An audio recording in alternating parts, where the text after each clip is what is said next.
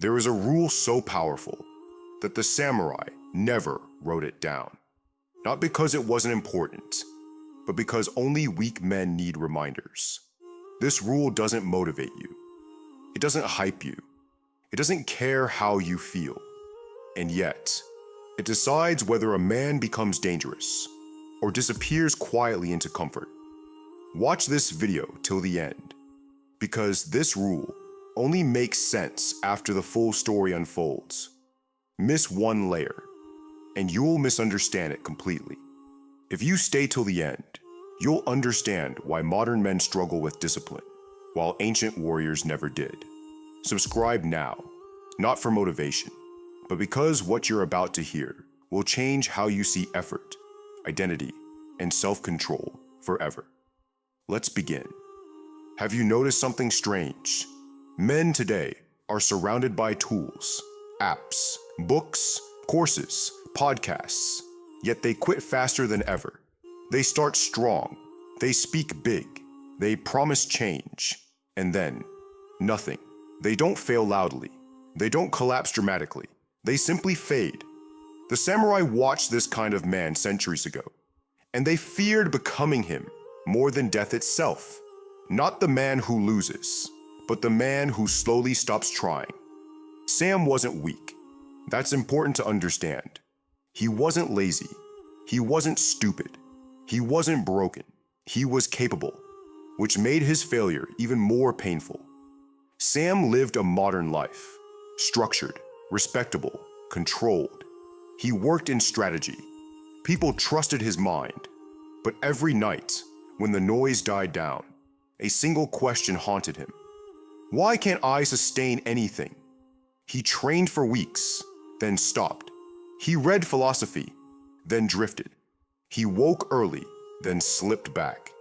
Each time he blamed a different reason: work stress, timing, energy, mood. But deep down, he knew the truth. Something invisible was missing. Modern discipline is built on a lie. The lie is simple.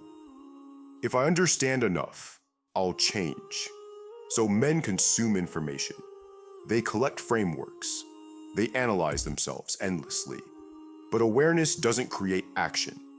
The samurai understood something modern men ignore. Knowledge does not create discipline. Structure does. Sam didn't lack understanding. He lacked containment. One night, unable to sleep, Sam found an obscure translation of a Zen training manuscript. Not motivational, not inspirational, cold, precise, almost brutal.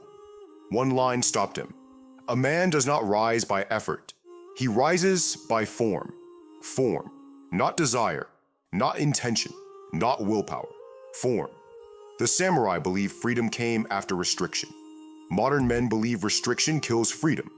That's why they stay trapped. The invisible rule is this: a practice must exist outside your mood. Modern men attach behavior to emotion. I'll train when I feel ready.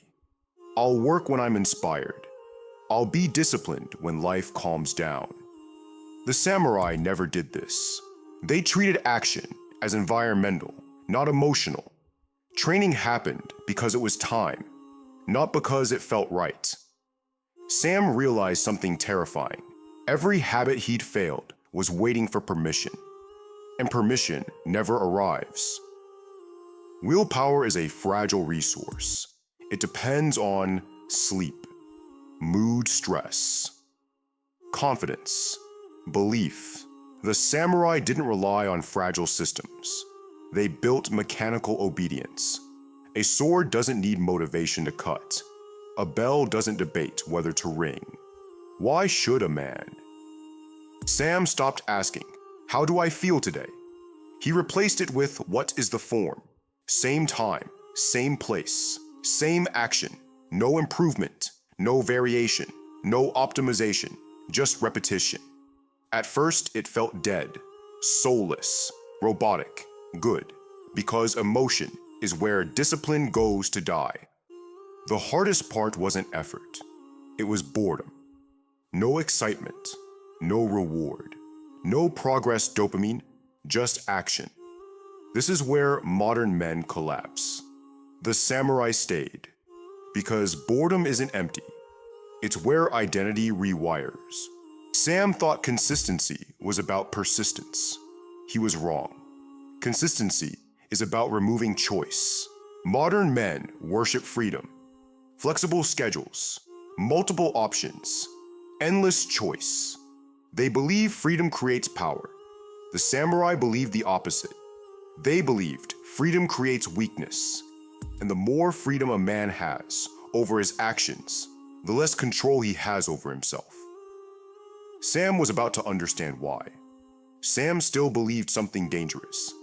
As long as I keep showing up, the details don't matter. So he kept the habit alive, but changed its shape. Some days training was short, some days longer, some days intense, some days light. He called it balance, adaptation, listening to the body. The samurai had another word for it: decay. Variation feels intelligent. It feels mature. I'm not rigid. I'm flexible. I adapt. But variation hides a poison: decision-making. Every variation requires choice. Every choice reopens negotiation. And negotiation is where discipline bleeds out. The samurai understood something brutal. The mind will always choose comfort if given permission. The rule was never written. It was enforced. The form must never change. Same movement, same sequence, same duration, same order, day after day, year after year. Not because it was optimal, but because consistency beats intelligence. Sam felt resistance rise in his chest. This felt extreme, unnatural, inhuman. Exactly. Modern men want a meaning before obedience. The samurai demanded obedience before meaning. Modern men ask, "Why am I doing this?" The samurai asked, "Why would I stop?" One question weakens you. The other removes the option to quit. Sam tried full form. Same time, same action, same duration. No upgrades, no tweaks, no optimization. The first week felt unbearable. Not physically, psychologically. His mind screamed, "This is stupid. This isn't efficient. You could do better. You're wasting potential." That voice wasn't intelligence. It was ego fighting extinction. The samurai knew this. Discipline doesn't improve the ego. It destroys it. Modern men want discipline to feel empowering. The samurai used discipline to humiliate the self. Why? Because ego demands novelty. Ego demands choice. Ego demands control. And ego is the enemy of consistency. Day 13. Sam didn't think, he moved. No debate, no resistance, no inner dialogue. His body acted before his mind. That terrified him, because it meant something ancient had taken over. Something automatic, something unstoppable. The samurai didn't build habits. They built rituals. A ritual is not negotiable. A ritual does not depend on mood. A ritual exists outside the self. That's why monks ring bells. That's why warriors followed sequences. That's why form never changed.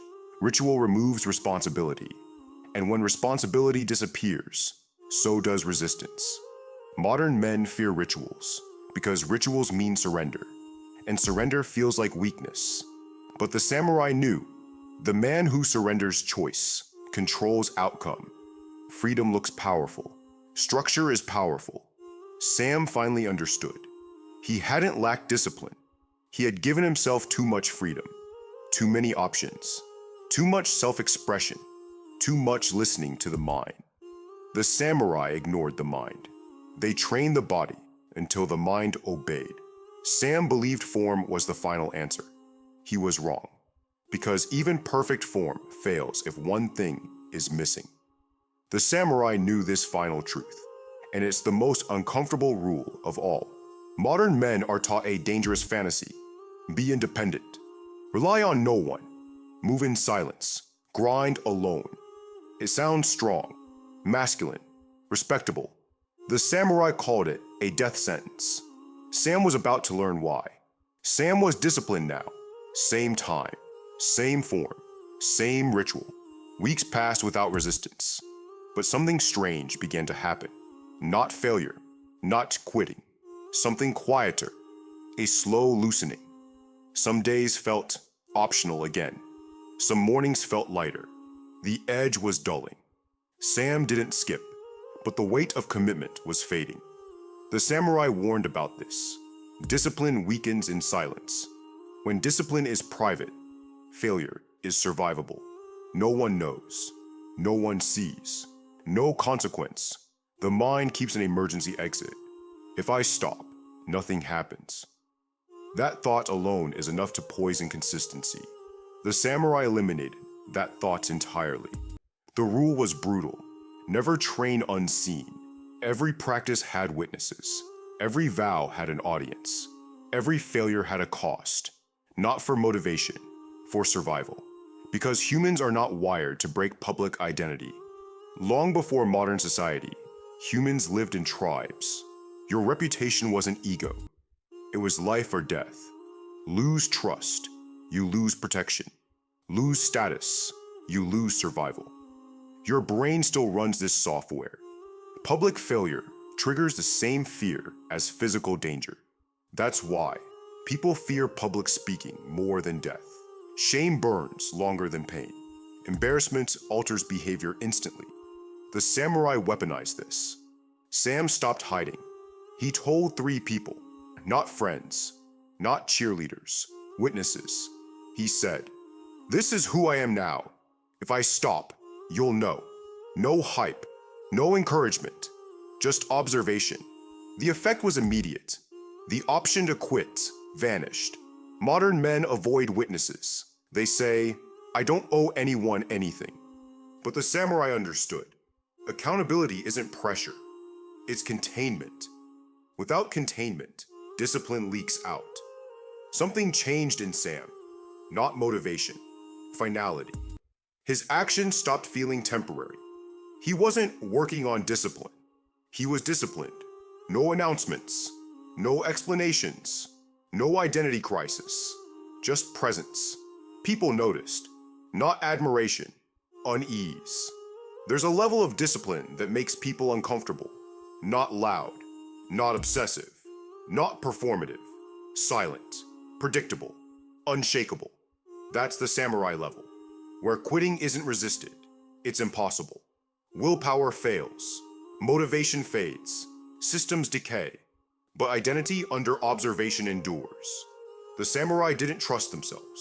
They built environments where failure was not allowed to exist. If you want discipline, stop relying on strength. Stop chasing motivation. Stop doing it alone. Remove choice. Fix form. Add witnesses. That's the invisible samurai rule. And once you cross that line, you don't quit. You can't. The strongest discipline isn't personal. It's social. And that's why it lasts.